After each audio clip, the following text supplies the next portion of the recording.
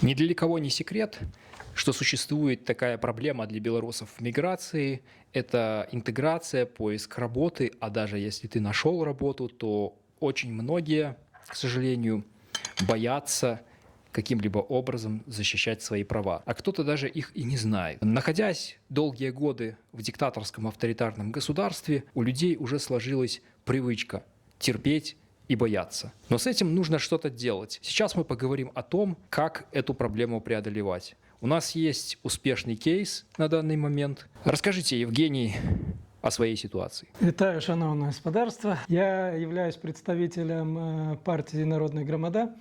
Это социал-демократическая партия, то есть партия, выражающая интересы трудовых людей. Поэтому мы живем такой же жизнью в эмиграции, как и все наши белорусы, находящиеся в ней. Расскажу ситуацию на своем примере. В январе месяце я устроился на работу в одну из литовских фирм. Работа простая, но тем не менее тяжелая, да, которую обычно предлагают иммигрантам и на которую литовцы идут не особо охота.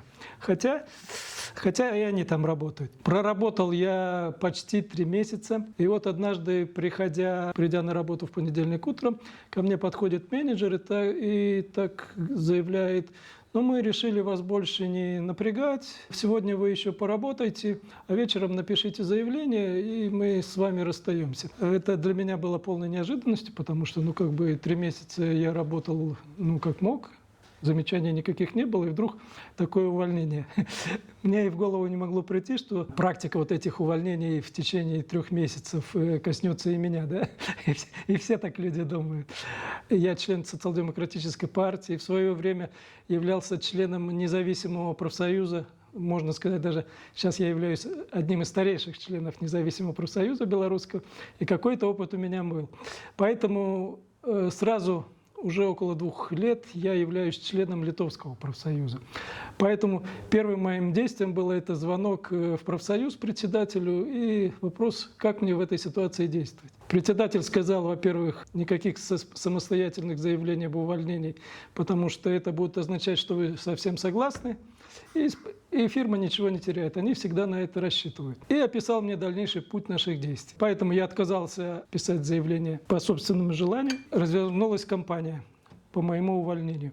Сразу выяснилось, что меня не могут в этот день уволить, потому что надо еще за 3 дня должна была сообщение, то есть я еще должен 3 дня отработать, и у меня оставалось 2 или 3 дня до окончания моего срока испытательного. Притом фирма вела себя очень нагло, не выполняла никакие законы, ей удалось это все зафиксировать, да?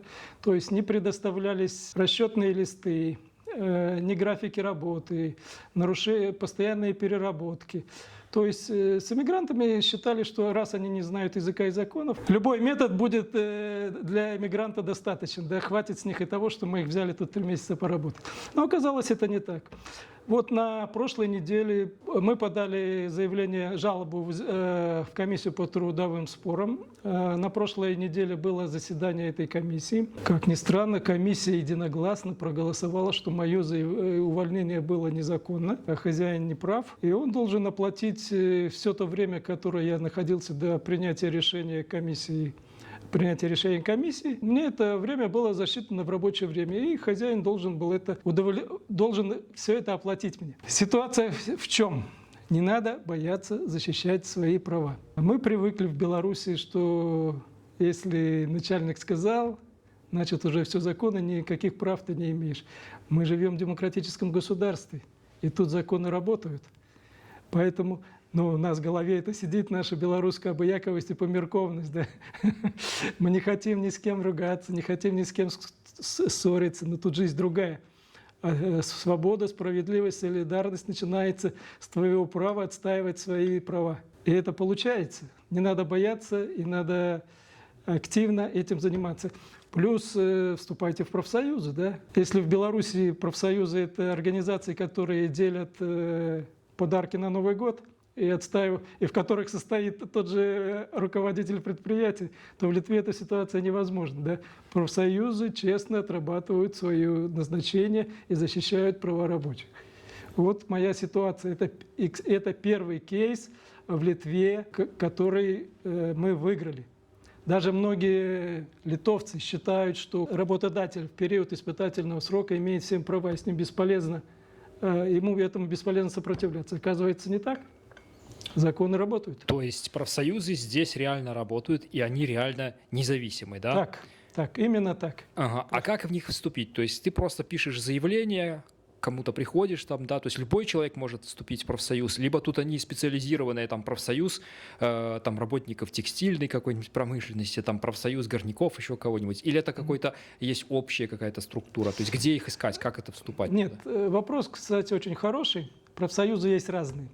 Есть профильные профсоюзы по каким-то специальностям, а есть профсоюзы, вот, к примеру, для нас, иммигрантов, существует профсоюз «Солидаримас», в который берут белорусов, украинцев, казахов, которые хотят работать по закону, иметь защиту своих прав. Много очень русскоязычного персонала в профсоюзе. Тебя спокойно принимают, выслушивают и предоставляют. Если ты платишь членские взносы, то никаких вопросов нет, ты защищен. Тут сразу возникает другой вопрос. А велики ли эти членские взносы? Потому что, возможно, не каждый мигрант может их заплатить, потому что, поймите ситуацию, человек приходит, и ты потенциально платишь как страховка, а нарушит ли против тебя права, кто его знает? Может, тебе попадется честный работодатель, ты будешь годами работать, и взносы все пойдут в песок.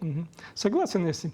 В Беларуси автоматически высчитывали 1%, и люди считали, даже не брали его в расчет своей зарплаты. Да? То есть он автоматически выкидывался, и мы не понимали, да, если профсоюз существует или нет, но взносы с нас брали. В Литве немножко по-другому. Ты платишь, вот я плачу 10 евро в месяц, и за это я защищен от любого произвола. Да? Это две кружки кавы в ресторане в средней руке, да? Это, я считаю, небольшая плата. А какую помощь по умолчанию профсоюз предоставляет? Это юридическая помощь, да, сопровождение работников в случае там чего, да? Ну, это... А что еще? Путевки, там, новогодние подарки? Или здесь так, от советских этих рудиментов отказались? Нет, ничего такого нету. Никаких там, я не знаю, по крайней мере, мне неизвестно в этом. Ну вот, лукашисты скажут, вот видите, как плохо в Европе. Даже детей без подарков оставляют на Новый год. Я не знаю, может это и есть, у меня сейчас тут нету детей, да, может какие-то подарки и дарят, может каких-то активистов поощряют. Ну, я знаю, что есть, к примеру, санаторий у профсоюза в Паланге, и мы уже несколько раз туда ездили, белорусы, отдыхать, да, за небольшие деньги там на побережье. Но больше ничего такого я не знаю. То есть профсоюз, он предназначен для того, чтобы отстаивать права рабочих. Это главная его функция. Он не должен делить подарки, не должен раздавать, как это... И он не принадлежит работодателю. Он абсолютно. В уставе профсоюза написано, что работодатель не может быть членом профсоюза. Профсоюз защищает права работников. В Беларуси директор завода является членом профсоюза. А, так даже так он еще и является. Является. Но там же везде. есть подставной какой-то руководитель правкома, типа там собрания Так, вот всех так, рабочих, именно но который перед директором вот так становится, да, что скажете, все сделаем. Ну вот как может председатель профсоюза защищать права рабочего, если такой же член профсоюза директор, да? Да, Извините. который командует этим всем профсоюзом. Который выделяет деньги, который оплачивает этого председателя. Он считает, да, профсоюз своим подразделением, как и все на заводе. Вот изначально вот такая мина подложенных, да, и все не понимают, почему так происходит в Беларуси. А сколько еще таких случаев вы знаете? Кто-то еще вообще что-то подобное делал? По словам профсоюза, это вообще первый раз. Это первый кейс, который мы выиграли, да, то есть мы создали прецедент. Что ж, теперь надо распространить эту информацию до как можно большего количества людей, чтобы все знали и следовали хорошему примеру. Надеюсь, когда-нибудь и в Беларуси будет то же самое.